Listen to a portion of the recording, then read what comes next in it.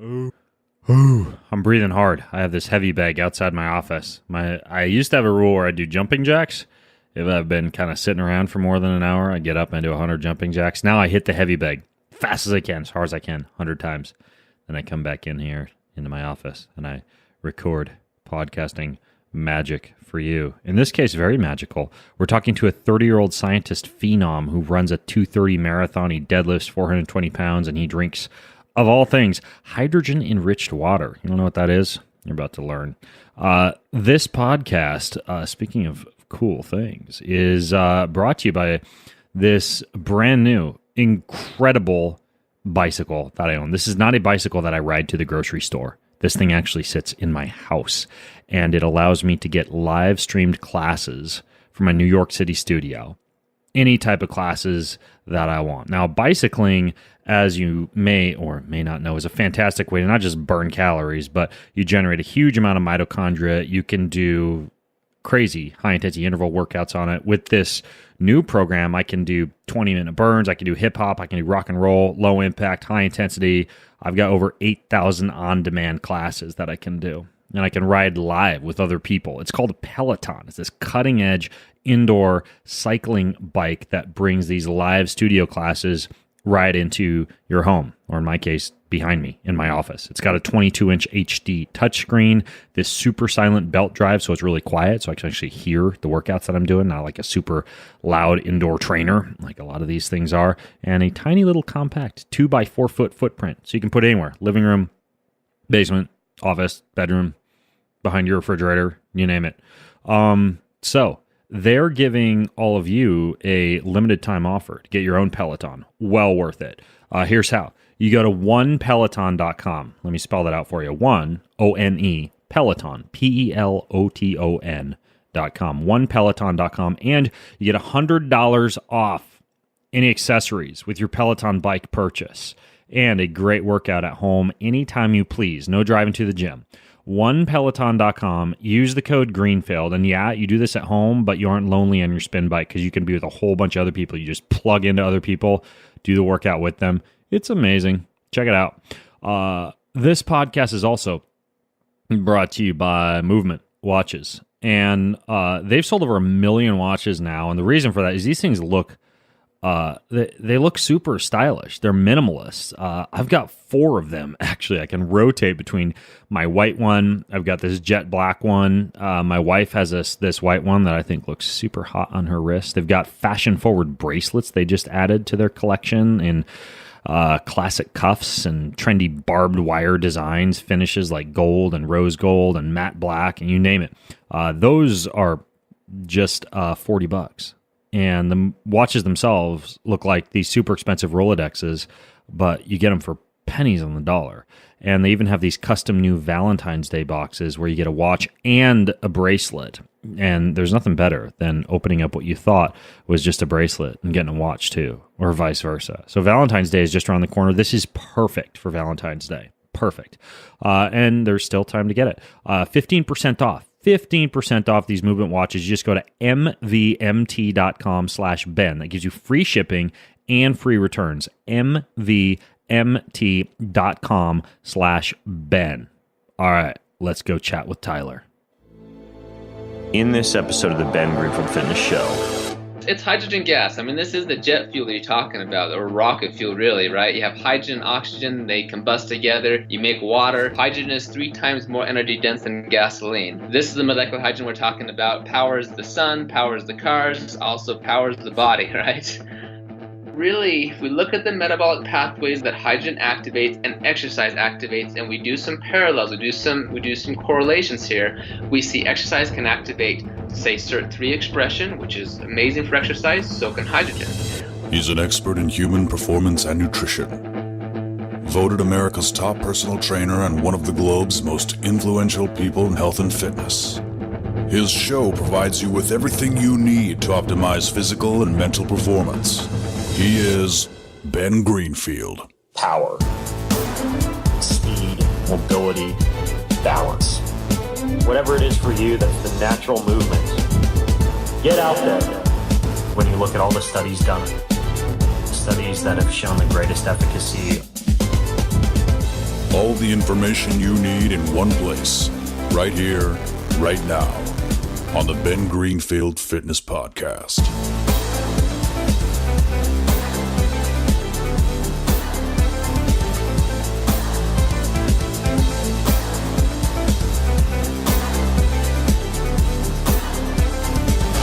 Hey folks, it's Ben Greenfield, and my guest on today's podcast is kind of a phenom. He was introduced to me by Dr. Joseph Mercola, who happens to be one of the more popular docs who I've ever had on this show. And Dr. Mercola filled me in on this guy and on the concept that we're going to talk about today, which is molecular hydrogen. Not as boring as you might think. It's actually really interesting stuff. And his name is Tyler LeBaron.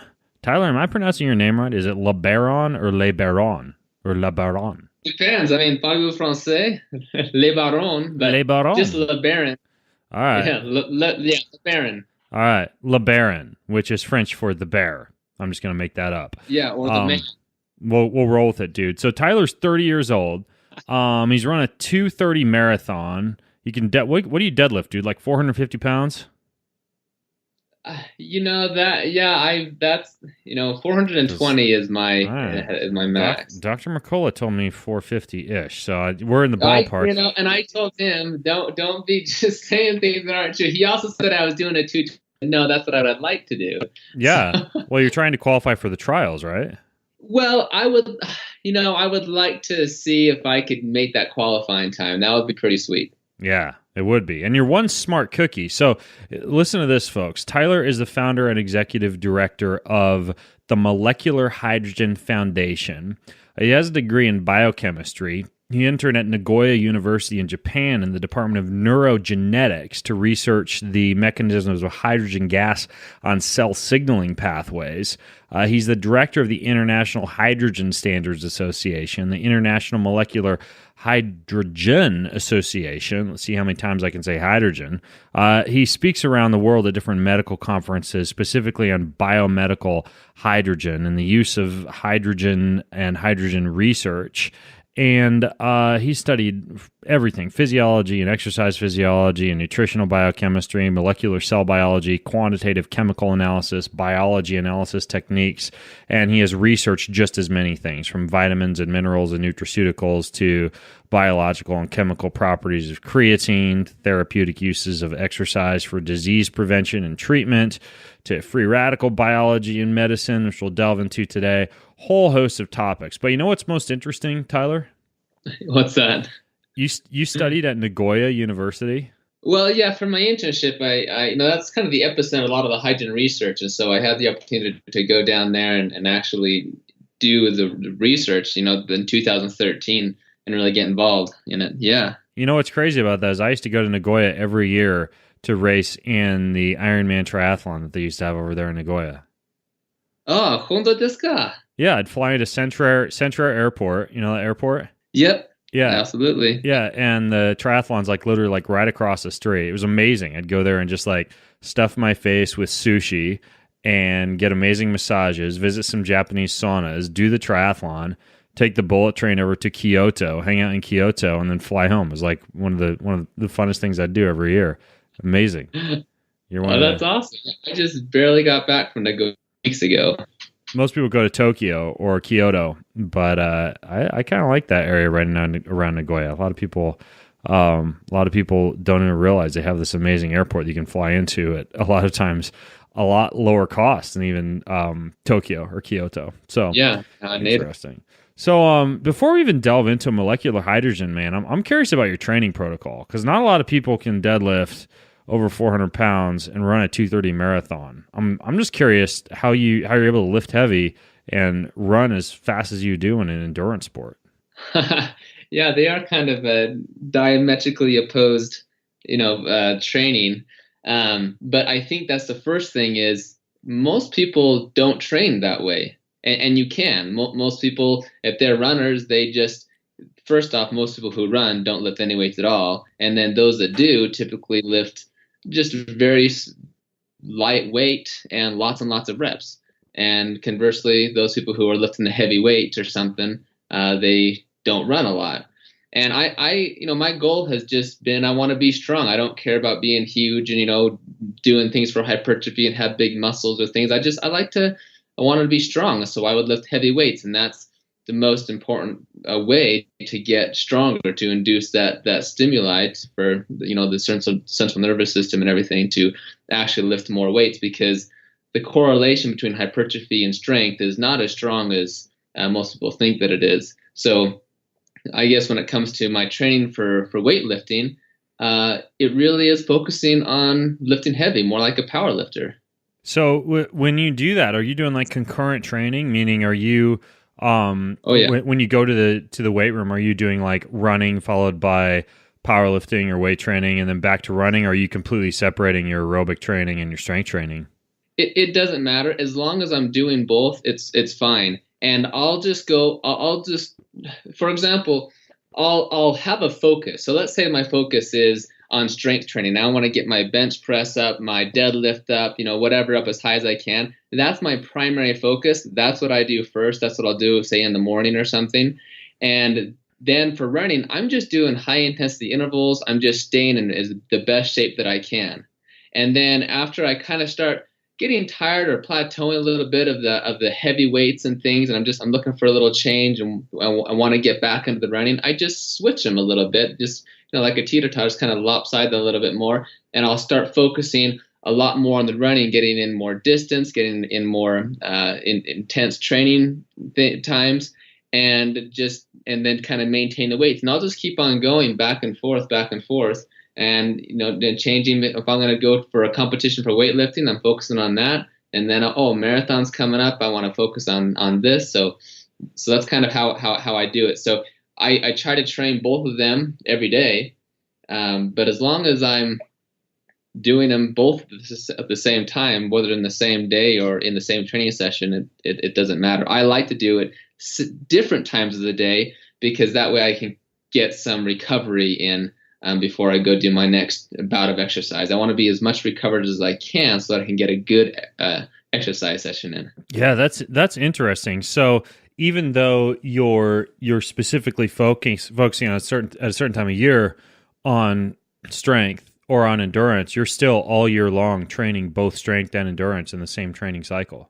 Yeah, one I'm trying to maintain, not necessarily trying to improve, just trying to really maintain. I mean, we look at the studies and the VO2 max, for example, going out and doing a few bouts of high intensity exercise a few times a week can really maintain your VO2 max pretty well, as opposed to the enormous amount of time is required to improve your VO2 max. Yeah, that's really interesting. Are you following any kind of special diet, or do you use any special biohacks or anything like that? Any little secrets that you have up your sleeve as a scientist? Maybe. I sometimes I tell people what I do, and they're like, "Wow, that's amazing! That's such a good idea." But to me, I think, well, that's what else would you do, right? For example, I do eat as healthy as I can. I really stay away from just refined sugars and carbohydrates. Not necessarily saying they're just bad, but there is good, better, and best, right? And there's better choices, better options. And so I, try to eat clean in those regards. And then the timing of nutrition, I think, is important. For example, when do you take your protein? Which protein do you take? Well, like for me, I don't take that much protein at all. In fact, most of the time I don't take any protein because I just try to eat well. But, if we look at the research, we know that only 20 to 30 grams of protein is really all you really need, and primarily it's the BCAAs that we need anyway, specifically leucine. So 20 to 30 grams of protein, you're getting most of your benefits. But for me, like if I'm hungry, then I'll take protein before I go work out, and take a look at the research on protein supplementation before a workout. It's amazing. So if I'm hungry before I work out, I'll take protein. If I'm not hungry because I just ate a couple hours ago, then I'll go work out, and as soon as I'm done, then I'll take protein. But unless I'm really trained and trying to get to that next level and kind of plateauing or something, I usually don't even take protein. That's interesting. And that's also interesting what you said about BCAAs, because I actually don't really use BCAAs. There's some really interesting studies on depletion of some of the vitamin Bs with use of BCAAs, and some some pretty extreme glycemic variability with the high doses of leucine, and then some neurotransmitter issues. I just wrote an article about this. I'm a way bigger fan of essential amino acids, and I'll use those, like for example, before or during and after training session for a very similar effect. But you kind of blunt some of the negative effects of BCAAs with like an essential amino acid. Are you familiar with any of that research on BCAAs? Oh, well, I am. I'm not familiar with that research you're talking about. I mean, leucine is essential for the stimulation of mTOR, and that is very anabolic. And some of the research I saw a while ago was suggesting that the primary benefit of taking a whey protein or different BCAAs in general was because of the benefits of leucine specifically. Now, I do agree, and I understand just based on common biochemistry principles that taking levels of too much of one specific amino acid can certainly cause problems. And so for me, I actually will first take protein. Then if I'm going to the next level, the EAAs, the essential amino acids, and then if I'm looking for serious competition, I just really want an extra push, then I'll look at supplementing in just pure BCAAs or maybe just focus on leucine. And that's for a very short time period. I'm not talking about chronic supplementation for months on end, just for a short period to get me to that next level. Right. You're looking for a pretty extreme anabolic effect. I guess I was more referring to some of the issues people experience with metabolic issues with BCAAs. But the other thing is, like, I personally like EAAs just because a lot of times I'm competing in endurance sports, so I'm trying to avoid too much catabolism. So I'm trying to flood my bloodstream with as many amino acids as I need for repair post-workout, but then also because central nervous system fatigue can be a big issue during endurance sports. The EAAs keep a lot of tryptophan from kind of flooding the blood-brain barrier, which the BCAAs don't do quite as well a job of. So it kind of keeps me from bonking during the longer endurance sessions. So I'll have to look into that. Yeah, it's interesting. I should send you. I'll get your address later. I'll send you a bottle of this stuff that I use for the amino acids. It's like it's jet fuel. But we're here to talk about a different kind of jet fuel, man. This whole concept of molecular hydrogen. So I guess let's just start here. Like, what is molecular hydrogen? Yeah, so it's hydrogen gas. I mean, this is the jet fuel that you're talking about, or rocket fuel, really, right? You have hydrogen, oxygen, they combust together. You make water. But the combustion, it's amazing. Hydrogen is 3 times more energy dense than gasoline. So this is the molecular hydrogen we're talking about. Powers the sun, powers the cars, also powers the body, right? Well, it's not an energy source to the body, but in the sense that it does have some really neat therapeutic and medical effects that we're really just recently finding out. One of the first publications on the hydrogen could give therapeutic effects was actually in 1975 by Texas A&M and Baylor University, and they published a report in the Journal of Science, one of the top journals out there. And they used a hyperbaric hydrogen chamber in an animal model of melanoma tumors, and they found that this treatment at very high pressure of hydrogen could basically reduce the melanoma tumors, and was really remarkable in its therapeutic applications. But it's not, if you think about, the actual utilization or application of a hyperbaric chamber in normal life, or in clinical practice, that it's not too easy to do. So I think that's why not much research was done until 2007, when there was an article published in the very prestigious journal Nature Medicine. And in that article, they found that hydrogen was very neuroprotective and prevented the toxic damage from ischemia or perfusion injury that was induced via middle cerebral artery occlusion in a rat model. Okay. And basically, when this happens, when you have this hypoxia or this, low blood flow to the brain and different things, you cause lots of free radicals, lots of oxidative stress, and that ends up causing necrosis and cell death and all these different problems. And hydrogen gas was very effective at preventing that from happening. And it was done at a very low concentration, only 2 to 3%, which is below the flammability level. It has to be higher than 4.6% to be explosive. And so now we can see that hydrogen gas could actually be utilized in a clinical setting because it's not flammable. And now 10 years later, the Japanese government has now approved hydrogen inhalation as an official medical procedure for post-cardiac arrest patients because they're finding that it's actually more effective than conventional treatments like hypothermia. Because see, when the heart stops, it's not so difficult to get the heart started again. You get the heart started again, but then a lot of people die shortly after because when that blood goes throughout the rest of the body and hits the brain, that blast of oxygen and oxygenated blood to everything starts causing this cascade of all this radical damage and oxidated.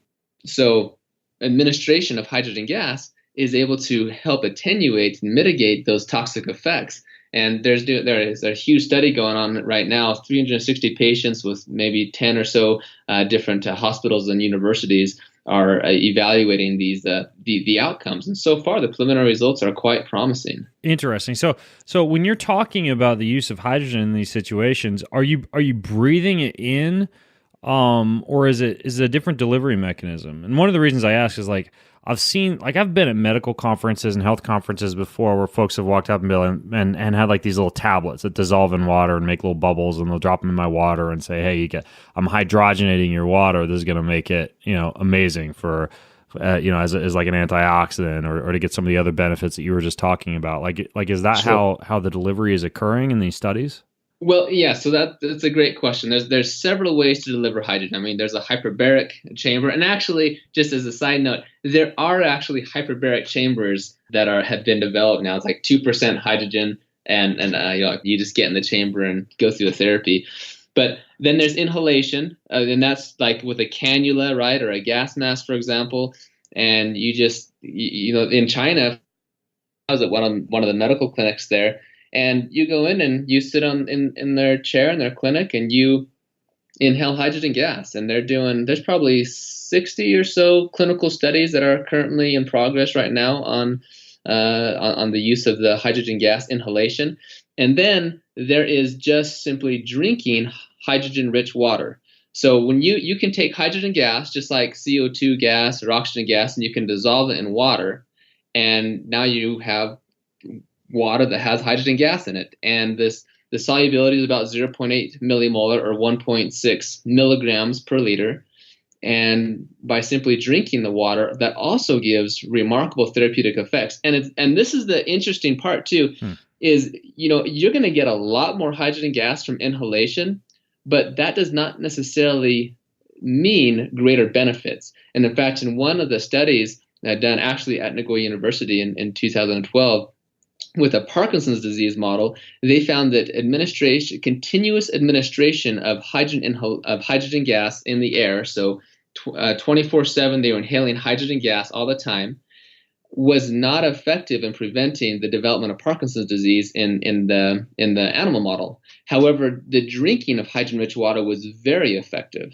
So in some cases, it appears that drinking hydrogen-rich water is actually more effective than inhalation. Now, there's been more studies and things have been done. There's different the pharmacokinetics alter pharmacodynamics. So there's many methods of administration, but what we do know from the clinical human studies and the animal studies is that yes, drinking hydrogen-rich water is also very effective, and maybe in some cases more effective, and maybe in other cases not as effective. But we do need more research. So how would you actually make like a hydrogen-rich water? Like what's actually occurring? Because water already has hydrogen in it, right? Okay, yeah, that's something good to bring up. So yeah, water is H2O, right? It looks like Mickey Mouse, have the oxygen and then the hydrogen's attached to it. But that's the issue. They're attached to the oxygen. They're already bound up. I mean, look at glucose. The chemical formula for glucose is C6H12O6. So 6 carbons, 12 hydrogens, and 6 oxygens. Well, just because glucose has hydrogen in it doesn't make it the same as water or doesn't make it therapeutic for you, right? Those hydrogens are all tied up or bound to the oxygen or to the other molecule. Pretty much every organic molecule out there has hydrogen in it. But we're talking about hydrogen gas. It's just 2 hydrogen atoms that are chemically bonded together. Okay. And that's the hydrogen gas. And that gas can be dissolved in the water. So it doesn't, when you dissolve it in the water, it doesn't alter the structure of the water. It doesn't make like H4O, or it doesn't. So technically hydrogenation of water is not true, because hydrogenation suggests that that's going to attach to the water molecule. And that's not happening at all. It's just dissolved in the water. So to your question, it was, how do you make hydrogen water? Well, you can simply dissolve it. Just take like a tank of hydrogen gas and bubble it into the water. You mentioned that about these tablets, for example. The way the tablets work, the tablets themselves don't contain hydrogen. It's not like that's impossible. Right? Hydrogen is a gas, the tablet is a solid. But they're hydrogen-producing tablets. So if you took the tablet, and there's other things out there too, you drop it in the water, and it reacts with the water to produce hydrogen gas. Because like you said, water already has hydrogen, so the ingredients in the tablet is able to basically liberate that hydrogen, and it bonds together. Now you have hydrogen gas. So that's why, if you've seen the tablets, when you put it in, you'll see tons of gas bubbles being produced off of the tablet, and you could even light them on fire. You can see this is hydrogen gas. So that's one of the ways that it can be done. Now, hydrogen is like an inert gas. Like how does it even have any therapeutic effects? Like how's it actually working once it gets into your body? Yeah, that's why I got interested, because like what the hydrogen gas? Yeah, it's kind of biologically inert. It's not inert like helium or other the noble gases or something. But yeah, it's when you look at other gaseous signaling molecules in the body, such as nitric oxide, or hydrogen sulfide or carbon monoxide, these gases all have specific chemical properties that allow it to interact with certain receptors. I mean, nitric oxide is a free radical, so it's very reactive. Carbon monoxide is very polar, it's able to bind very strongly to the iron and part of the heme 1 oxygenase system or different areas. So these all have specific capabilities to bind, but hydrogen gas doesn't really have this. It's this very small molecule. It's nonpolar, it's neutral. So the mechanism of how it's actually causing these effects, the actual primary targets, are actually still elusive. We actually are not sure how it's happening. But what we do see in the in vitro studies is that hydrogen gas it acts as a cell signal modulator. For example, it's able to activate the NRF2 pathway. So maybe we should talk about that just a little bit. So the NRF2 pathway the NRF2 is a transcription factor, and that when it is activated, it binds to the DNA, to a specific portion, the ARE, antioxidant response element portion, and it causes basically the transcription of your body's own antioxidants, like glutathione, superoxide dismutase, catalase, and several other cytoprotective enzymes and proteins. And this is critical. So this NRF2 pathway is very protective, and it's one of the benefits of exercise or many supplements out there, because NRF2 pathway can be activated and in turn upregulate the body's endogenous antioxidants. So hydrogen somehow can activate that pathway. And we've seen it so many times in studies using genetic knockout models, miRNA interference, or pharmacologically blocking the NRF2 pathway. We see for sure hydrogen as a gaseous signal modulator is activated in this pathway, leading to these effects. So there's this signaling pathway that it's deactivating. It's the NRF2. That's how you pronounce it? Yeah. Okay. Well, or NRF2. Yeah. Okay, yeah, the NRF2, that's right. So in terms of affecting that pathway, would that pathway be something that is associated with the actual response to exercise, meaning exercise or something like that would cause inflammation or oxidation, and then the body would upregulate things like mitochondrial enzymes and have basically like a fitness response. So technically, wouldn't hydrogenated water blunt wouldn't it be the same as the antioxidant or anti-inflammatory in terms of you needing to be careful with excessive exposure to it? I see what you mean. Yeah. So you're saying because when we exercise, we activate these pathways, and by taking normal antioxidants, we actually negate or abolish those effects, the benefits of exercise. Right. Let's review, for our audience, let's just review some of that, and then we can answer the question very clearly. It is essential when we consider free radicals and reactive oxygen species. It is true, as we all know, that they're linked to pretty much every disease and the pathogenesis of them and their progression in pretty much everything. I mean, when you cut an apple in half and it starts to turn brown, that's oxidation, and that happens every time we breathe oxygen. It causes an oxidation to our body. And but at the same time, when we exercise, we are breathing a lot more oxygen, and between 0.1 to up to 2% of the oxygen that we inhale turns into free radicals, into reactive oxygen species. But these, just as you mentioned, these reactive oxygen species are critical in mediating the therapeutic benefits of exercise. And they activate transcription factors. They activate mitochondrial biogenesis via upregulation of PGC1 alpha and a number of other areas. And nitric oxide we just talked about. Nitric oxide is critical for the vasodilation and a number of other extremely important benefits. But it's a free radical by definition.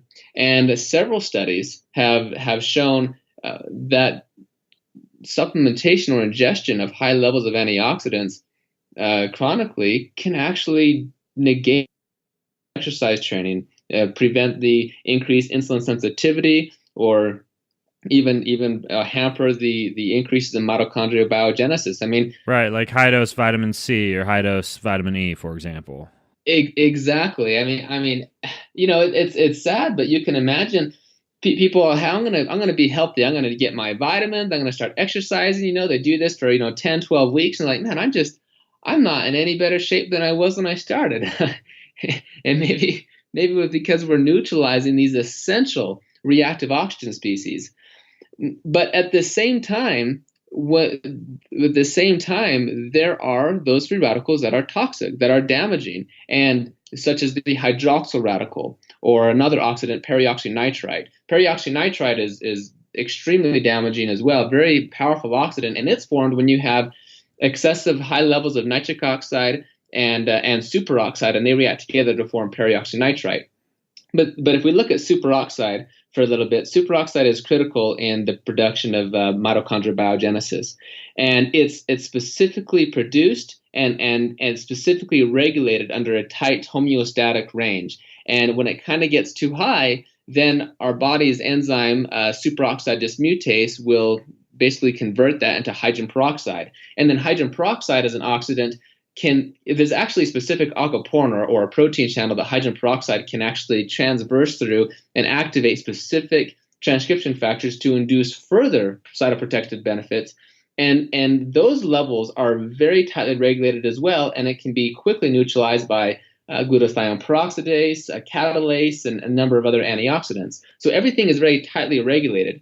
But what happens is when we age, or various environmental toxins, or maybe going out as an untrained person and you're a weekend warrior, right? You're not trained, you don't have the build up, the cellular adaptations, and you push yourself really hard for a few hours, or maybe you go run an Ironman or a marathon, you're not really trained for it. Or if you are an elite athlete and you're doing your best to really train and you're chronically trained in high intensity for prolonged periods of times, you're creating a lot of these very damaging free radicals that are above the level that our body can normally handle. And so our levels of, say, glutathione and superoxide dismutase and different things, they start to decrease, and then we start getting oxidative stress, and now we're at risk for infection, risk for injury, we have more inflammation, we have all these problems. Okay, so now let's consider molecular hydrogen. Okay. Hydrogen gas does not scavenge or neutralize with these free radicals. If it reacts with any radical, the only possible radical that it can react with and neutralize would be the hydroxyl radical. That's the only one that is reactive enough. So it's like a selective antioxidant. And in fact, that Nature Medicine publication, the title was "Hydrogen acts as a selective antioxidant by reducing cytotoxic oxygen radicals." Okay, got it. And I'm going to interrupt you real quick. I'm going to hunt that down and link to it over at bengreenfieldfitness.com/hydrogen if you guys want to delve into any of these research studies that Tyler's talking about.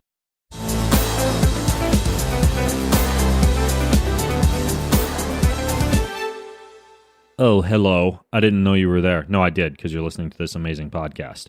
I'm interrupting today's show. However, I realize it's a brutal interruption, but I'm interrupting because I want to tell you about this thing called Omax.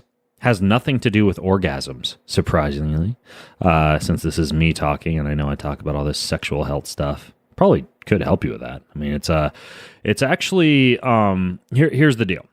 Let me start here. Consuming a bad fish oil, in my opinion, is worse for you than not consuming a fish oil at all. Consuming a good fish oil exposes you to a compound that is one of the most well-researched health compounds on the face of the planet. And this company, Omax, makes one of the most pure omega-3 fatty acid supplements on the market. It's got nearly 94% omega-3 fatty acids in just one of these capsules. They're what's called ethyl ester based. Meaning that there's no fish burps, and they're super effective at alleviating joint pain and muscle soreness. And they even have this thing called the freezer test challenge. It's pretty cool. If you freeze any other fish oil, it'll get cloudy because that's all the filler that gets cloudy. But the Omax gel stays totally clear. Totally clear. Toss back a few with your smoothie, with lunch, with breakfast. Get a full dose of omega-3 fatty acids with no guilt and a 60-day money-back guarantee. It's not a bad fish oil. It's actually one of the best fish oils that exists. So here's how you get a box for free. You just go to omax.com/Ben. That's omax.com/Ben. That gets you a box of Omax Ultra Pure for free. Terms and conditions do apply. Go to the website. Try omax.com/Ben. omax.com/Ben. This podcast is also brought to you by Onnit. So, I got a new thing for you to try. If you've never done club training or mace training, you are missing out on one of the best functional fitness moves and pieces of equipment that you can have. The other cool thing is I can use my mace or my steel clubs for body work, meaning that you can use these things to like dig into muscle tissue while they're sitting in your gym. So they kind of kill two birds with one stone. And the Onnit stuff, it's made from single machined pieces of steel. It looks good. You can put it in your living room. It's like a conversation topic. They also have the Onnit Academy where you can just go to learn how to use all these crazy tools in a very easy to understand and palatable manner. And their stuff is freaking amazing. The Onnit Academy on its own, advice from a bunch of pros like UFC champions and entrepreneurs, professional hockey players. You can go and you can actually learn from folks who know how to use this stuff. Great website. So here is how you can get access to all that. Just go to bengreenfieldfitness.com/Onnit. That's bengreenfieldfitness.com/ONNIT. That automatically gets you 10% off of anything from Onnit. So this study was in Science Magazine. It was looking into the anti-inflammatory effect. What did you say? Nature Magazine? Yeah, Okay. Nature Medicine. Okay, correct. Nature Medicine. So it was showing it has selective antioxidant properties. Is that how you described it? Exactly. Yeah, Okay. yeah. It selectively reduces just the cytotoxic radicals, not the beneficial radicals. Right. I've never heard of something that could actually do that before. Is that common? Not really, because typically if you have something that's a reductant, it's going to react or can neutralize pretty much anything. I mean, vitamin C, for example, great antioxidant, but maybe it's too great, maybe it's too powerful type thing. So it can neutralize, just like the studies you mentioned earlier, neutralize those beneficial signaling molecules. And so now we're not getting those benefits mediated by the reactive oxygen species. But yeah, hydrogen gas, it is selective, and it's not going to, it really just helps to maintain redox homeostasis. That's the way that I term it. We have to, just like I said, everything is tightly regulated. Even hydrogen peroxide, superoxide, nitric oxide, those are all tightly regulated. And if those get too high, damage ensues. And hydrogen gas can help via its cell signal modulating effects help reduce those levels.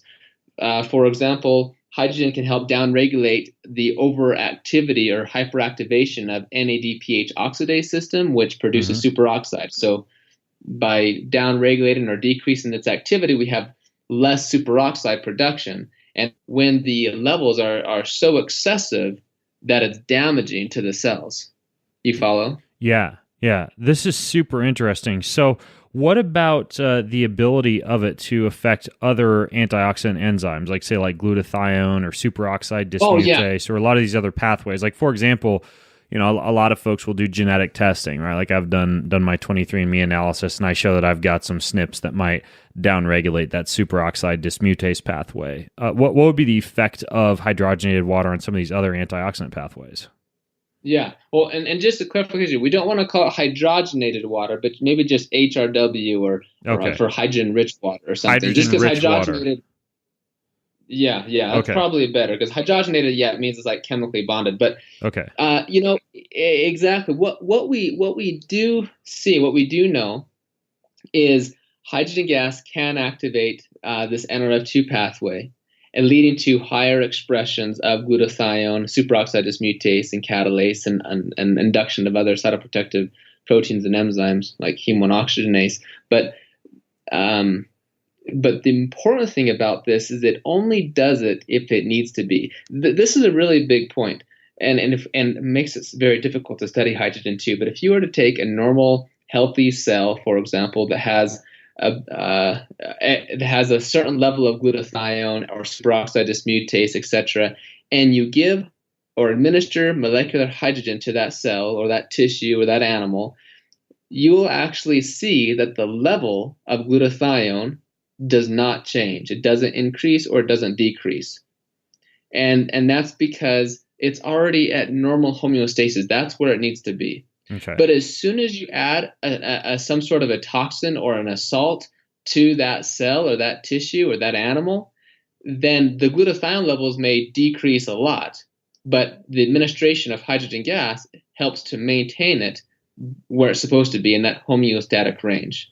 Okay, got it. Interesting. So it has a positive effect on the activation or the upregulation of additional antioxidant enzymes, in addition to it being able to affect that NRF2 pathway itself without actually blunting the natural hormetic response. Exactly. And maybe we can categorize this. Hydrogen can help reduce the oxidative stress by one, its cell modulated effects in terms of decreasing excessive levels of radical production, such as the NADPH oxidase system or maybe inducible nitric oxide synthase, which is very problematic if that gets too activated. Hydrogen can decrease that. In other cases, though, it can increase like eNOS, endothelial nitric oxide synthase, so we get higher levels of nitric oxide production. And so we have one, it's decreasing the ROS production because it's down regulating its production, preventing it from occurring. And then another is via this activation of the NRF2 pathway and leading to higher levels of the glutathione and superoxide dismutase and things, but only to maintain this at the homeostatic level and not blunting the hormesis effect. And if we actually look at the clinical studies with hydrogen for athletes, for example, there was one with elite soccer players, a double-blinded, placebo-controlled crossover study, and drinking hydrogen-rich water. And they found that hydrogen was effective at preventing the early fatigue, decreasing the lactate production, as well as just improving their overall performance. But it did not decrease the markers of oxidation, which suggests that it's not going to blunt those therapeutic effects or those hormetic effects of exercise. This is super interesting. Now, one of the things that I noticed when I was over at your Molecular Hydrogen Foundation website, where, by the way, for those of you wondering, like Tyler doesn't sell anything on that website. He just studies molecular hydrogen, which is fascinating. Yeah. You're such a geek, dude. You talk about the anti-apoptotic effect, the anti-cell death effects of hydrogenated water. And that makes me wonder, when it comes to things like cancer, for example, if there's an anti-cell death effect, would this, for example, be something risky to drink? Like eating too much dairy or taking too much like growth hormone, for example, that it might be potentially too anabolic or keep natural cell death from occurring? I mean, I guess the best answer is we don't really know. What we can say is what we have seen in the research, that because hydrogen is selective like it is, it may not have such that effect on the cancer cells in all cases, especially in a living person. And when we look at the anti-apoptotic effect, well, that's because we're preventing like the caspase activation earlier on in the signal transduction, and preventing the protein phosphorylation cascades earlier on, and that's resulting in anti-apoptotic or the prevention of cytochrome C release or different things that cause the cell death. Now, if you're on the website, if you go to studies, then you'll see cancer is listed there, and there's a number of studies where it actually has shown that hydrogen could have a suppressive or inhibitory effect on various cancer cell lines, such as colon cancer. There was a pretty good inhibitory effect on the growth of colon cancer. And they've also done another study, a human study, is open labeled and kind of small, but is still very good with showing that hydrogen was able to help negate some of the cytotoxicity or some of the damage that occurs with taking normal chemotherapy drugs. And that's a really important thing there, because chemotherapy is so harmful and damaging to the body. So hydrogen being able to mitigate those toxic effects, but not alter the anti-tumor effects of the drug, wow, is very critical. Why would something that's anti-apoptotic, that's anti-cell death, be a good thing? Because I thought like natural cell death was something we're going after when we say fast, for example. Sure, but at the same time, when you fasting, for example, has anti-apoptotic effects for normal healthy cells. It upregulates DNA repair mechanisms. It enacts gastric ghrelin secretion, which is very neuroprotective. There's a lot of benefits from fasting, but fasting, as you know, is also can be beneficial for cancer inhibition, because you're not getting the growth hormone signals or substrates that are promoting cancer growth. So we can't look at it just because it's anti-apoptotic. Well, we have to look at under which conditions is it anti-apoptotic, because in some of these studies it promotes apoptosis, it promotes cell death. When we look at specific things like cancer studies, for example, cancer shuts down the mitochondria from working. It does most of its metabolism through glycolysis. And the reason why is because the mitochondria actually works fine. It just shuts it down. And the reason why is because mitochondria are very smart. And if they realize the cell is cancerous, they will send out cytochrome C, and that's a signal for apoptosis. So cancer shuts that down. And some of the chemotherapy drugs, what they try to do is actually inhibit glycolysis, forcing the cancer to activate the mitochondria again and use the mitochondria to get its ATP, its energy needs. And as soon as it does that, then the mitochondria says, hey, man, the game's over, and it induces apoptosis, the cell suicide. Well, hydrogen is very efficient at inducing mitochondrial biogenesis and upregulating the activation of the mitochondria, maintaining mitochondrial membrane potential, a lot of benefits to the mitochondria. And so it's also possible that hydrogen gas administration to the cancer activates their mitochondria, and then in turn the mitochondria, realizes it's cancerous, the cell is cancerous, and thus induces apoptosis, and therefore hydrogen is very suppressive against cancer. So it's under which conditions are we looking at it? You follow? Yeah, exactly. And it sounds like it has kind of like a cell signaling effect too. Exactly. And that's bringing us to cell signaling and this hormetic effect. So there was a study done. It's funny because I knew this was the effect in 2013, but it was just published in 2017. And what they found is hydrogen does induce a hormetic effect in the initial stage. So they took and administer hydrogen gas to the cells, and you actually see very mild, small, transient increases in superoxide production. And so hydrogen administration, just like exercise, slightly increases superoxide production and other free radicals. Kind of like that SARMs that they talk about, the exercise in a pill that they give to mice. It sounds like this is kind of having a similar effect, except it's just water with extra hydrogen in it. Yeah, with hydrogen gas in it. It is kind of like a exercise mimetic. If we look at the metabolic pathway. Yeah, a mimetic, exactly, an exercise mimetic. Yeah. And it really, if we look at the metabolic pathways that hydrogen activates and exercise activates, and we do some parallels, we do some correlations here, we see exercise can activate, say, SIRT3 expression, which is amazing for exercise. So can hydrogen. Exercise increases the NAD plus to NADH ratio. That's your electron energy carrier system. Very important for anti-aging and for exercise. Hydrogen can also do that. Exercise activates PGC1 alpha, which leads to mitochondrial biogenesis and a number of other benefits regulated through the PPARs, peroxisome proliferator activator receptor. Hydrogen also increases PGC1 alpha. And we can keep going down the list of various transcription factors and pathways that are activated by exercise. And then we look and see, hey, hydrogen also activates these pathways and likely does it through its hormetic mechanism. That's really interesting. Okay, so when it comes to hydrogenated water, there's this concept, or hydrogen-rich water. I keep saying that, hydrogen-rich water. I'd be careful, man. You can deadlift more than me. So hydrogen-rich water. There's this concept of alkalinity, right? A lot of people buy these countertop alkaline water makers. Sure. What's the properties of hydrogen-rich water when it comes to alkaline versus acidity, and is there any advantage to it from that standpoint?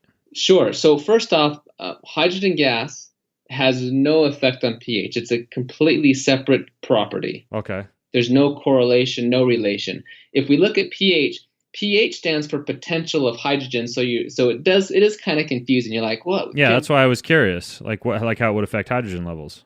Yeah, so the higher the hydrogen, the higher the pH. But it's actually very different. We can walk through this briefly. The potential is really means like powers and an exponent, like the power of 10. And in this case is the inverse of an exponent, which is a logarithm. And the hydrogen in H of pH is a hydrogen ion, or the H plus. So again, hydrogen gas is H2, neutral molecule, 2 electrons. H plus, no electrons, just a bare naked proton basically. That's H plus.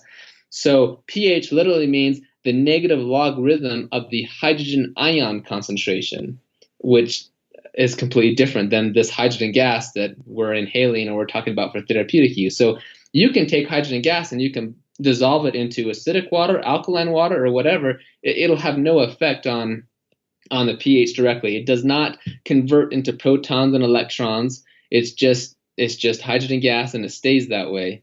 And it's interesting history, because if we do look at the history of the alkaline ionized water or electrolyzed reduced water, is what it's called in literature. What's alkaline water called in literature? Alkaline ionized water in the literature is called electrolyzed reduced water. Electrolyzed reduced water is the same as alkaline water. No, it's the same as alkaline ionized water.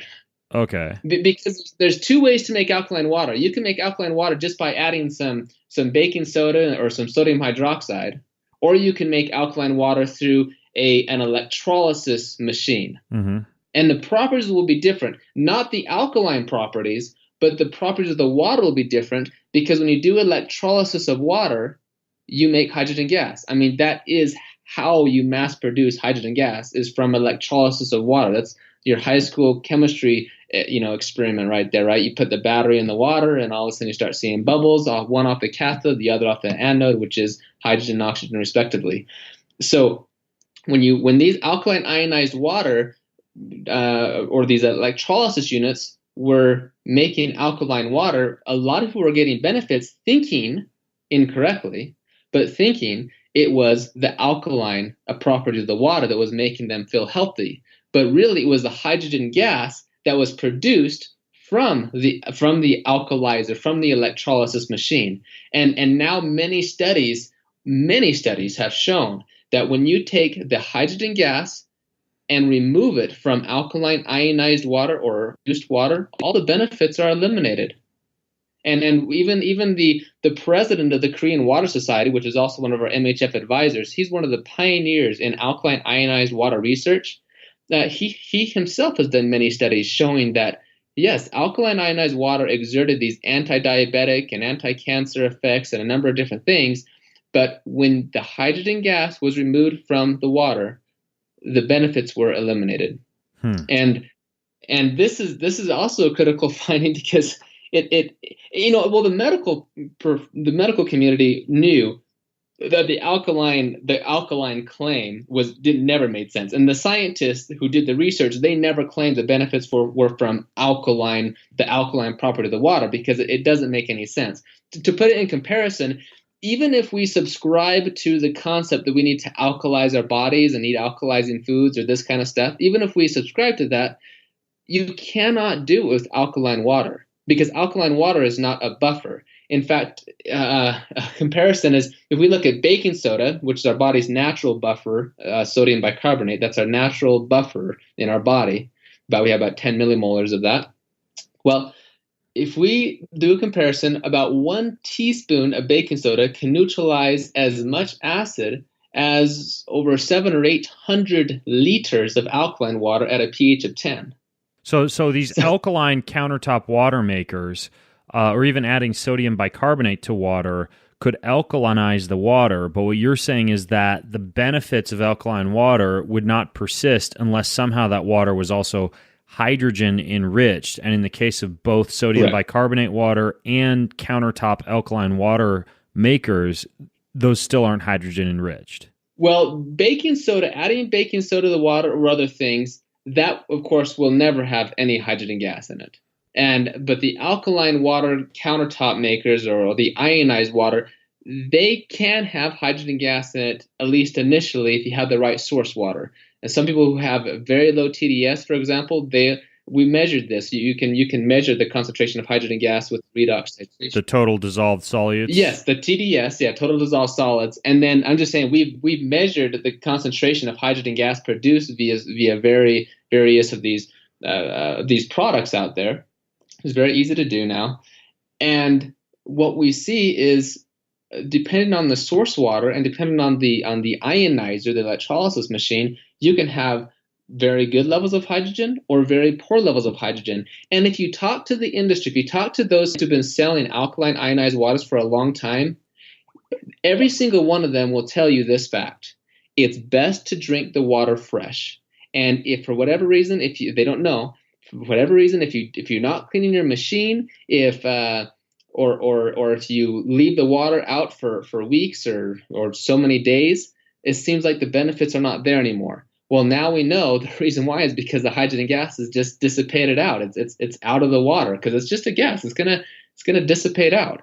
And the reason why is because, it had hydrogen gas initially, but now you let it sit on the counter so long, and now it doesn't. So if you drink it right away, is it hydrogen-enriched water? Like if I have like a Kangen countertop water maker or something like that? Exactly, yeah. If you drank it fresh from the faucet, and it's going to last for a little bit. It's not going to, vanish within a blink of an eye type thing, but you can't leave it sitting out for weeks or something. But yeah, that's the hydrogen gas will be there. And then you can get some benefits. But the other thing, though, is if you live and that's only if you live in a place with that has good TDS. If you have to have like 100 ppm TDS or something in order to get the dissolved hydrogen. So you could what if you add like extra minerals and stuff to it before you put it through like a countertop water ionizer? That may work, but if you consider the filters, I'm not an expert in this area, but if you consider that if your TDS of your source water is, say, 20 ppm, and you're going to try to increase that to 100 ppm, adding 80 more milligrams per liter of minerals, I don't think you can do that so easily. It might be better off to move to a different source water with higher TDS levels. Would you drink ionized water from one of those countertop machines, or do you? I have in the past. I actually, it's one of the reasons I know so much about this, because I actually first got introduced to ionized water in 2009, and I started looking at the literature. I was like, man, maybe there's something to this, because it doesn't, what the claims people were making about the alkaline benefits, of course, doesn't make sense, but there was research on it, and so I started evaluating that, and that's when I came across this hydrogen gas. So. Yeah. Now that we know the benefit is from hydrogen gas, well, for me, then why don't I just focus on what the benefit is? Because all those units, they were all manufactured and designed and optimized specifically for alkaline water, not hydrogen gas. Yeah, I'm kind of careful with them anyways. I don't use them. My dad's, he's big into water filtration techniques, and he informed me about some issues with metallic ions. I guess they pass some of that water over a metal plate, and metallic ions can be present in the water that you're drinking. And so you might get a buildup of things like mercury or lead or aluminum or copper, apparently, by drinking too much from these countertop water ionizers. So I personally don't really use them. I just drink my well water, and I have a couple of filters that goes through. But yeah, I guess you could always do it and just test your blood metals or your hair metals and see what happens. Well, it may not be so easily. And I mean, they try to make them, if they do them right, try to make them good because they use, a good platinum. Platinum is a very inert electrode, but you could have alloy issues and you could have degradation of the electrodes and actually get platinum particles into the water. There's an ongoing, it's an unknown thing. So, yeah, more research needs to be done in that area. Yeah, I hear it. I want to ask you a little bit about like where you could find other sources or figure out a way to make hydrogen enriched water. But I had a couple other questions for you first. We have a lot of people who exercise who listen in, like you. Is there any effect, aside from the antioxidant or the anti-inflammatory effect, that this would have on exercise performance? Have any studies been done on that? Yeah. So there's the one that I mentioned earlier, and that was with the elite soccer players, and they found that hydrogen was able to decrease the fatigue level, and as well as decrease lactate or lactic acid production. And that's critical because that suggests that hydrogen is able to improve the efficiency of the mitochondria. Because when we exercise, we primarily, if it's aerobic, primarily rely on the mitochondria for ATP production. And then as we start to exercise more intensely or we start to get tired, we have to start relying on glycolysis. And then we can start getting higher levels of lactate, or people call lactic acid production. It's not lactic acid. But anyways, because the study showed that the lactate levels were reduced, even though the exercise intensity was the same, that suggests that the mitochondria was functioning better. There's other studies showing that hydrogen was able to help improve like a soft tissue injury, like the recovery from sports soft tissue injuries by taking hydrogen water. And there's also another study that was done out of Japan, bathing in hydrogen-rich water, and helped prevent the damage of inflammation and oxidative stress. Too much oxidative stress. It was very interesting. The trend was a slight decrease in oxidative stress, but not enough to abolish the training benefits of that stress. But specifically, the article found that it decreased the delayed onset muscle soreness, so that people could go and exercise again and continue getting the benefits of exercise. I actually am involved in another study out of Japan where we're doing hydrogen-rich water for the performance in VO2 max. Increases in this study, it increases in their exercise capacity. And then I'm just finishing up another study that I'm doing here, and I was actually using the hydrogen-rich tablets, and found that there's a decrease in the submaximal exercise. There was at least a trend in the submaximal exercise heart rate. So it's able to exercise. Which would be a good thing. Yeah, improvement in exercise efficiency and economy. Exactly. Yeah. Interesting. So there needs to be more studies done. I mean, it's still a very new area of research, but the safety of hydrogen is very high, and the preliminary results from animal and human studies is very, very encouraging. And there's some pretty neat studies that are coming out. They're really showing that I think it is a great thing for exercise, either A, to help prevent that excessive inflammation and oxidative damage that will hamper exercise performance, or maybe actually act ergogenically to mimic exercise and its benefits in inducing those transcription factors. Interesting. What about the effects of, now that we know the effects on lactic acid, the fact that it can almost act as an exercise mimetic as well, improve exercise economy and efficiency. I found some websites that sell hydrogen-enriched water, and they talk about improvement in aerobic output in swimmers, and then also a halting of atrophy of muscle during detraining, and then also what you alluded to, muscle fatigue and lactic acid recovery. So I've seen some of these studies. What about another issue that a lot of people deal with, and that would be the gut? From what I understand, like the bacteria in your gut, your colon, I believe, actually produce some hydrogen-rich gas. some people more than others, if you know what I mean. But what's the deal with the effects of this stuff on our gut? Like if our gut already produces hydrogen gas, would there be more health effects for the gut by actually drinking it? Yeah, that's a great question. I mean, and that is a number of things. First, the fact that the gut, the intestinal bacteria are already producing hydrogen gas further illustrates the safety of hydrogen gas. We're always exposed to hydrogen gas in our cells, in our breath, in our blood all the time. So the administration of small amounts of more hydrogen gas is very safe for you. But then the question is, why is it still effective? Why are we seeing in these animal and these human studies that it's still effective even though we're getting so much more hydrogen gas from intestinal bacteria? Well, there's a couple reasons why. One of them is because the intermittent type exposure, just like most cell signal modulators, a pulsing type effect is going to be more effective, and we get that way. And we also see that the route of administration by inhalation or drinking is just a different method of administration. And because these pharmacokinetics dictate pharmacodynamics, that's also going to alter the effects. And then as far as the microbiome, there may be some benefits also. It could be one of the targets of hydrogen to actually improve the microbiota and the normal microflora, improving the optimal homeostasis. And maybe there was some studies in early studies out of Russia, for example. I don't know, how credible they are or things, but there is some interesting correlations from some good human studies and some Parkinson's disease and different things going on, looking at hydrogen producing bacteria is lower in, say, people with the various neurodegenerative problems. And by taking hydrogen, we can maybe help improve the population of certain bacteria or improve the homeostasis of the microflora to cause an inhibition of the pathogenic bacteria and an increase in the beneficial bacteria. That's interesting. So that's why a diet that's rich in fiber, which would feed bacteria and assist with production of hydrogen gas, could also have a little bit of an anti-inflammatory effect.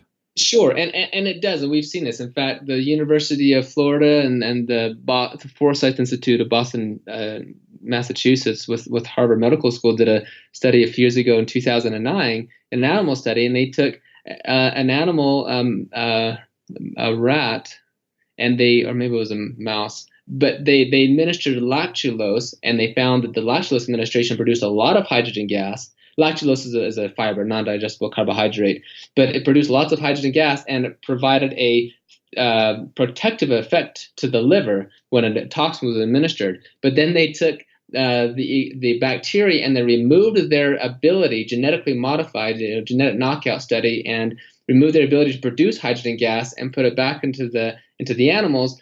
And the benefits of the fiber in this case were eliminated, suggesting that the benefits, or a lot of the benefits in this case, again, were mediated by hydrogen gas. Wow. And by administering the bacteria back in that could metabolize the lactulose and produce hydrogen gas, that reinstated all the benefits. That's fascinating. I have one other question for you about the health effects. I noticed on your website that you talk about the fact that there may be some kind of like an anti-allergenic effect. How would that even work?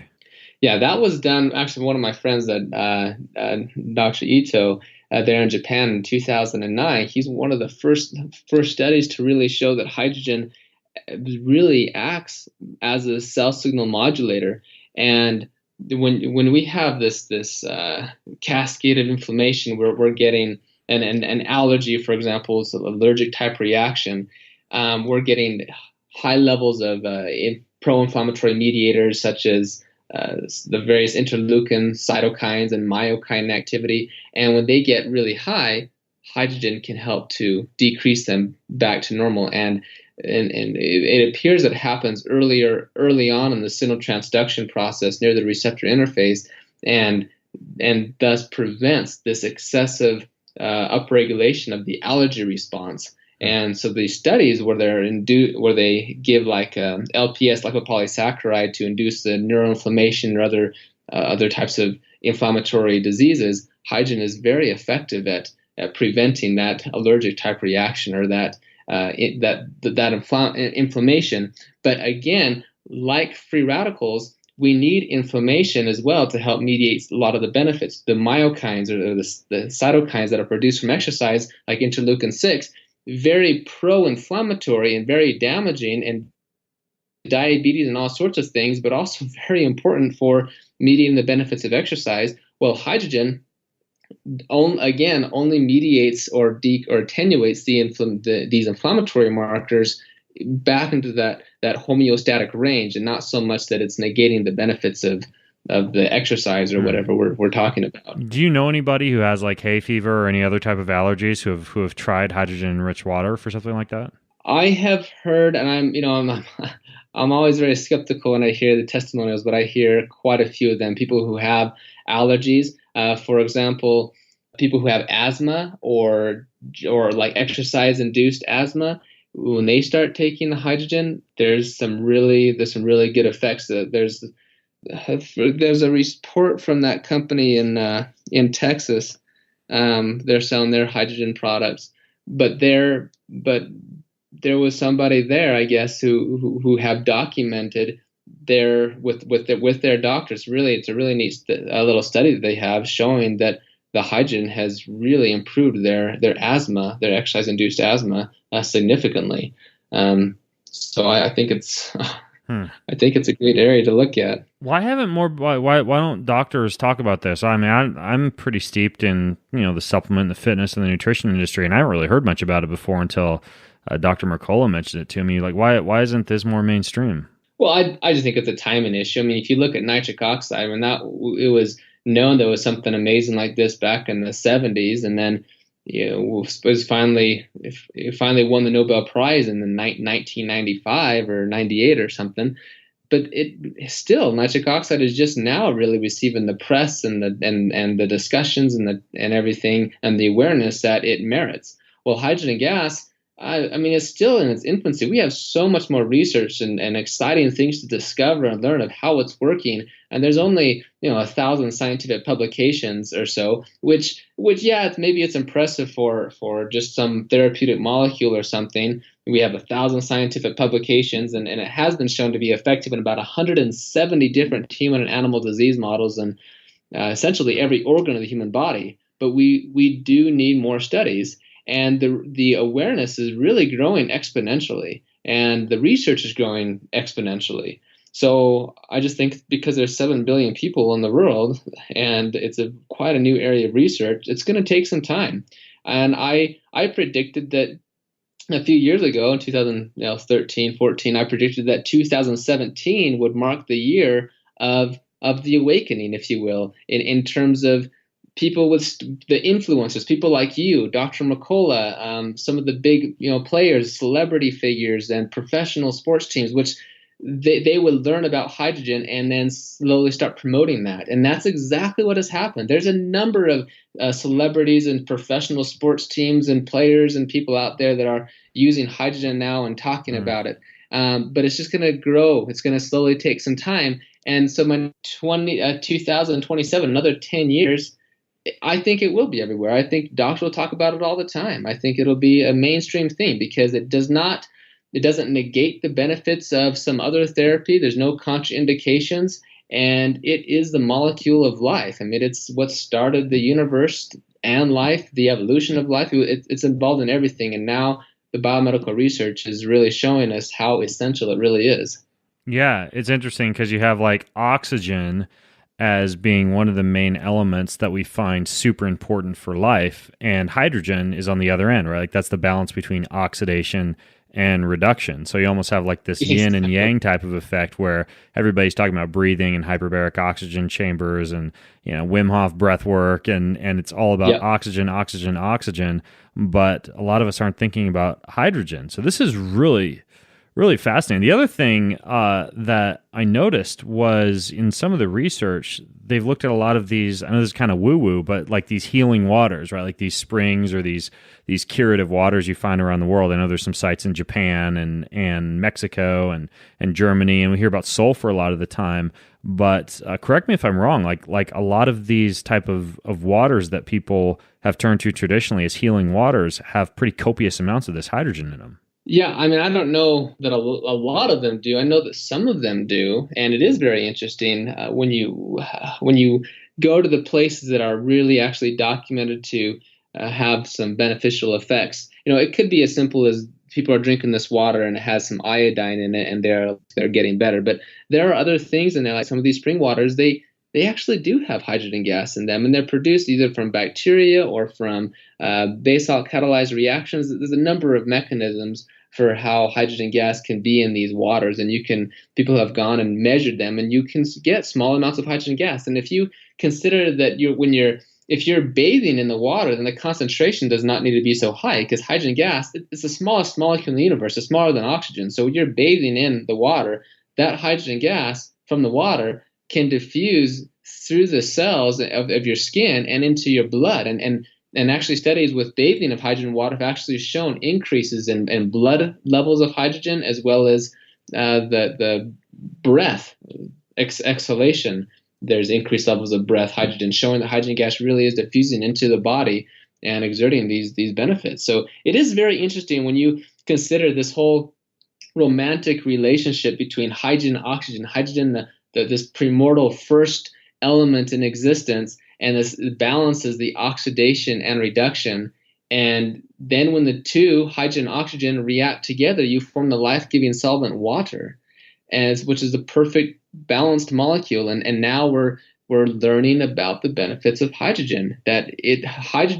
Oxygen is essential for life, but it's slowly killing you, slowly oxidizing you, just like that apple that turns brown. I interviewed Patrick McCone, who wrote The Oxygen Advantage, and a big part of that is you actually focus on breathing less, right? Like a lot of light nasal breathing and controlling respiratory frequency for the reasons that you've just described, excess oxygen. It's why, too much exercise equals too much oxidation, right? Too much inflammation. And one of the reasons for that is muscle damage and inflammation, of course. And another reason is just excessive oxygen intake. So yeah, it's really interesting. And I wanted to ask you, because I know we're getting a little long, and I want to make sure I have a chance to talk about where you might be able to find like sources of hydrogen enriched water or make it. And I'm curious, like how much you'd actually have to drink. Like in these studies, are we talking about like gallons a day?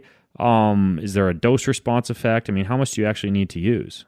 Yeah, that's a great question. And I think we need to have more research to really answer that specific question. How much do we need to use? Because the dose, different based on age, the weight of the person, the ethnicity, the genetics, whether their diet, their microbiota, which disease it is. In some diseases, maybe they need a lot more. I mean, if we look at rheumatoid arthritis, for example, with those studies, they used a higher concentration of hydrogen, like 5 milligrams per liter. But in other studies, something closer to 1 milligram per liter of concentration is enough. And so the IHSA, International Hydrogen Standards Association, which I'm a director of as well, we just had some more meetings, and we released our official proceedings on what we're setting as the initial standard, simply based upon the current human studies, what have been shown in the current human studies to be effective.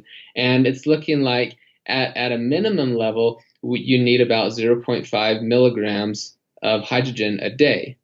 And likely taking more, specifically for different diseases, is better. And because a higher concentration is not ever less effective than a lower concentration, then often it's a good idea to just get a good dose of hydrogen, and that should be good. That should be where things are at. Now, a lot of these websites, they sell. So we talked about the hydrogen tablets on like Amazon, for example, as hydrogen tablets. And you said you've used those before. But did you say that those tend, because hydrogen is so inert, those tend to come off the water very quickly? I mean, are those an effective source of hydrogen-enriched water versus, I know there are other companies that will sell like bottles of hydrogen-enriched water they're already bottled, already hydrogen-enriched. Like, do you use these pills at all that you can just buy off of Amazon, the tablets? Yeah, I mean, it depends. It all depends, because there's a lot of maybe scam products out there and different things. I mean, there's tablets that work, there's tablets that don't, there's ready to drink product pouches and other even plastic bottles. that work and some don't. Of course, if it's in a plastic bottle, it's not going to work at all because hydrogen gas will diffuse right out of there. So it needs to be like a can or a glass. Yeah, I mean something like an aluminum container of some sort is known to help keep the hydrogen gas in the water. The physical chemical properties are such that it doesn't diffuse right out, such as it would with plastic containers. Okay. There's one of the brands that I've come across is this. It's H2. I believe it's called H2 Rejuvenation. They're like these effervescent tablets that you dissolve in water. Have you used these before? Yeah, I know of those ones as well. So yeah, you can test. You can easily test the concentration of hydrogen. What do you mean? How do you test? Well, there's a redox titration reagent called H2 Blue from H2 Sciences Inc. And you can use that, and you can actually measure the concentration of hydrogen in various products, because there's a lot that say, oh, we make 1 ppm or 1.6 ppm or something, but actually they don't. It makes a lot less or even none. So you'd want to get these strips, these reagent strips, and you could actually measure to see if it really does have hydrogen in it. They're drops. They're reagent. It's a liquid. Okay, got it. Now another company that I found sells these things by the can. This one is called H2 Bev molecular hydrogen drink. Have you used that one? Yeah, so I've also tested that one. I mean, I'm trying to be very vague because we don't. You have to stay as the scientist, right? The unbiased scientist. We don't. Yeah, there's so many products out there and things. Some of them work well, some of them don't. We're just, we don't sell things. We don't make recommendations or endorsements for the products. That one is in a can, and I guess I did mention earlier that's one of the anecdotal report that I saw with the asthma, and so there they have a good product, and you can measure the concentration that comes in the can. And they have different beverages, like a nitric oxide beet or something product. It's really great for performance and some of the different flavors. So it's not just water. It's a good refreshing drink, if you will. But there's other products out there, and other cans and other pouches and things as well. You can always measure the concentration with that H2 Blue reagent and see where it's at. Interesting. Okay, well, what I'll do for people listening in, I'll hunt down some of these tablets, some of these cans, some of these testing drops, and the other resources that Tyler and I have brought up, including his website for the Molecular Hydrogen Foundation, if you want to delve into this even more. I'm personally fascinated by this, absolutely intrigued, and Dr. McCullough is one of my friends, and I certainly I put a lot of trust in much of what he has to say as well, and so that sounds bad the way I say it. I put a lot of trust in what he has to say. Let's put it that way. So I'm going to experiment with this a little bit myself, and I'll kind of let you guys know what I get as far as results, whether I self-quantify or throw down some hydrogenated workout before I swing, or some hydrogen-enriched water, I should say, before I go swing the kettlebells. There you go. So, Tyler, in the meantime, thanks so much for coming on the show and sharing all this stuff with us, man. This is absolutely fascinating. Yeah, absolutely. And everyone's welcome to check out the website, molecularhydrogenfoundation.org. I'm not much of a social media person, but if you look me up on Facebook, I every once in a while do post some of the new studies that we've done, and some of the different conferences and symposia that I've been at.